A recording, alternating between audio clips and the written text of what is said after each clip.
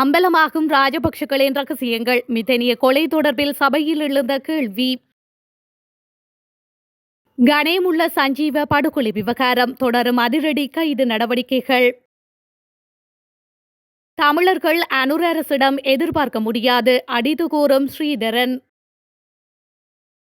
படுகொலைகளின் எதிரொலி. இராணுவத்திலிருந்து தப்பியோடியவர்களுக்கு பேரிடி. உச்சம் தொட்ட வாகனங்களின் புதிய விலை. வருகிறது புதிய பயங்கரவாத எதிர்ப்பு சட்டமூலம். அரசு வெளியிட்ட அறிவிப்பு. தொடர் படுகொலைகளுக்கு பின்னணியில் இருக்கும் கும்பல். பாதுகாப்பு அமைச்சரின் அதிரடி தகவல்.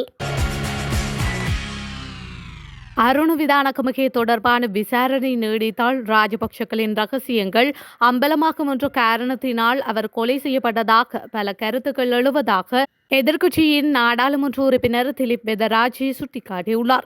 இது தொடர்பில் கருத்து வெளியிட்ட அவர், தேசிய பாதுகாப்பு தொடர்பில் இங்கு கதைத்தாக வேண்டும். குறிப்பாக நீதிமன்றத்தில், அதுவும் நீதிபதிக்கு முன்னால் இடம்பெற்ற கொலை சம்பவம் மிகவும் பாரதூரமானது. இதே நாளில்தான் கஜா என்ற அருண் விதானகமகே மித்தனிய பகுதியில் 2 சிறுவர்களோடு ஒருவர் கொலை செய்யப்பட்டார். மேலும் இதற்கு மறுநாள் உஸ்வட்ட கொய்யாவ பகுதியில் கொலை செய்வதற்கான தாக்குதல் சம்பவம் இடம்பெற்றுள்ளது. அதேபோல நேற்று கொட்டாஞ்சேனை பகுதியில் துப்பாக்கி சூடு இடம்பெற்றுள்ளது. இவ்வாறு நாடு முழுவதும் கொலைகள் இடம்பெறும் போது தேசிய பாதுகாப்பு தொடர்பில் கேள்வி எழுகின்றது அல்லவா? ஜனாதிபதியிடம் ஒன்றை கூறிக்கொள்ள விரும்புகின்றேன். நாட்டின் தேசிய பாதுகாப்பு குறைவாக்குள்ளது. தாக்குதலில் கொல்லப்பட்ட அருண விதானகமகே அரகலை ஆர்ப்பாட்டத்தில் 2 நபர்களை கொலை செய்தவர். அவரை முன்னதாக கைது செய்தாததன் காரணமாகவே இன்று 2 சிறுவர்களும் பலியாகியுள்ளனர். அருண விதானகமகே தொடர்பான விசாரணை நீடித்தால் ராஜபக்ஷகளின் ரகசியங்கள் அம்பலமாகும் என சிலர் கூறுகின்றார்கள். இதன் காரணமாகவே அவர் கொலை செய்யப்பட்டதாகவும் தெரிவிக்கின்றார்கள். இது தொடர்பில் உரிய விசாரணைகளை நடாத்துமாறு அனுர அரசிடம் நாம் வலியுறுத்துகின்றோம். மேலும் தேசிய பாதுகாப்பை உறுதி செய்யுமாறும் கேட்டுக்கொள்கின்றோம் என்று அவர் மேலும் தெரிவித்துள்ளார். ஆயுத பயிற்சி பெற்ற பின்னர் சட்டவிரோதமாக ராணுவத்தை விட்டு வெளியேறும் பல நபர்கள் பாதாள உலக குழுக்களுடன் தொடர்பு கொள்ளும் போக்கு அதிகரித்து வருவதாக பாதுகாப்பு செயலாளர் சம்பத் துய்யகொந்தா குறிப்பிட்டுள்ளார். அரசாங்க தகவல் திணைக்களத்தில் நேற்று நடைபெற்ற செய்தியாளர் சந்திப்பில் கலந்து கொண்டு உரையாற்றும் போதே அவர் இதனை தெரிவித்துள்ளார். அதோடு அத்தகைய நபர்களை கைது செய்வதற்காக அண்மையில் உத்தரவு பிறப்பிக்கப்பட்டுள்ளதாகவும் பாதுகாப்பு செயலாளர் கூறியுள்ளார். இந்த நிலையில் ஆயுத பயிற்சி பெற்று ராணுவத்திலிருந்து தப்பி சென்றவர்களை மிக குறுகிய காலத்தில் கைது செய்யும் திறன் ராணுவத்திற்கும் காவல்துறைக்கும் இருப்பதாகவும் அவர் வலியுறுத்தியுள்ளார். இதேவேளை ஊடகவியலாளர்களின் கேள்வியொன்றுக்கு பதிலளித்த பாதுகாப்பு செயலாளர், கடமையில் இருக்கும் ராணுவ வீரர்கள் சிலரும் பொருளாதார நெருக்கடி மற்றும் போதைப்பொருள் பழக்கம் காரணமாக வீரர்கள் குற்றவாளிகளுடன் தொடர்பில் ஈடுபடுவதாக தகவல் வந்துள்ளதாக குறிப்பிட்டுள்ளார். அதன்படி எதிர்வரும் காலத்தில் அந்த வீரர்களை அடையாளம் கண்டு கைது செய்ய நடவடிக்கை எடுக்கப்படும் என்றும் பாதுகாப்பு செயலாளர் சம்பத் துய்யகொந்தா மேலும் தெரிவித்துள்ளார். புதிய பயங்கரவாத எதிர்ப்பு சட்டமூலம் ஒன்றை தயாரிப்பதில் அரசாங்கம் கவனம் செலுத்தியுள்ளது. குறித்த சட்டமூலத்தை தயாரிப்பதற்காக சட்ட நிபுணர் டென்சி அல்சு குலரத்ன தலைமையிலான குழு நியமிக்கப்பட்டுள்ளதாக அரசாங்க தரப்பில் இருந்து தெரிவிக்கப்பட்டுள்ளது. இதன்படி இந்த விடயத்தை நேற்றைய தின நாடாளுமன்ற அமர்வின் போது அமைச்சர் விஜித கேரத் வெளியிட்டுள்ளார். இதேவேளை பயங்கரவாதத்துடன் தொடர்புபட்ட செயற்பாடுகள் மற்றும் பயங்கரவாதத்திற்கு நிதியளித்த குற்றச்சாட்டில் 15 அமைப்புகளை தடை செய்யப்பட்ட அமைப்புகளாக அரசாங்கம் நேற்று அறிவித்திருந்தது. இந்த நிலையில் பாதுகாப்பு அமைச்சின் செயலாளர் சம்பத் துய்யகொந்தாவின் இது தொடர்பான வர்த்தமானி அறிவித்தல் வெளியிடப்பட்டமையும் குறிப்பிடத்தக்கது. தமிழருக்கான தேர்வு திட்டத்தை அரசு தரும் என்று எதிர்பார்க்கவே முடியாது என இலங்கை தமிழரசு கட்சியின் நாடாளுமன்ற குழு தலைவர் சிவஞானம் ஸ்ரீதரன் தெரிவித்துள்ளார். மாறாக நாம் அனைவரும் ஒன்றிணைந்து தமிழர்கள் சார்ந்து ஒரு கூட்டு நிலைப்பாட்டை எடுக்க வேண்டும் என்றும் சிவஞானம் ஸ்ரீதரன் குறிப்பிட்டுள்ளார். புதிய அரசியலமைப்பு உருவாக்க விவகாரத்தில் தமிழரசு கட்சியின் நாடாளுமன்ற குழு தலைவர் சிவஞானம் ஸ்ரீதரனிடம் அவரது நிலைப்பாடு தொடர்பில் வினவிய போதே அவர் இவ்வாறு பதிலளித்துள்ளார். அவர் மேலும் தெரிவிக்கையில், தமிழர்களுக்கு அரசியல் தேர்வு மற்றும் புதிய அரசியலமைப்பு உருவாக்கத்தை பொறுத்தமட்டில் அரசாங்கம் எமக்கான தேர்வு திட்டத்தை தரும் என்று எதிர்பார்த்து கொண்டிருக்க முடியாது. மாறாக நாம் அனைவரும் ஒன்றிணைந்து தமிழர்கள் சார்ந்து கூட்டு நிலைப்பாட்டை எடுக்க வேண்டும். இப்போது நாங்கள் தான் பசியுடன் இருக்கின்றோம். பசியுடன் இருப்பவர்கள் தானே என்ன தேவை என்று கேட்க முடியும். உணவை வைத்திருப்பவன் பசியுடன் இருப்பவனை பார்த்து உனக்கு என்ன உணவு வேண்டும் என்று கேட்கப் போவதில்லை. எனவே எம்முடைய பசிக்குரிய உணவு எதுவென்பதை நாம் தாம் தீர்மானிக்க வேண்டும்.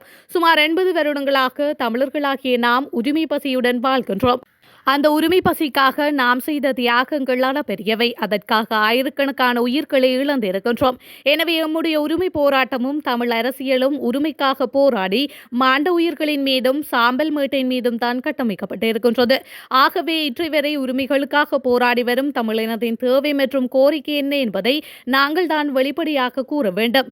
மாறாக அரசாங்கம் கூறும் வரை நாங்கள் காத்திருக்க முடியாது.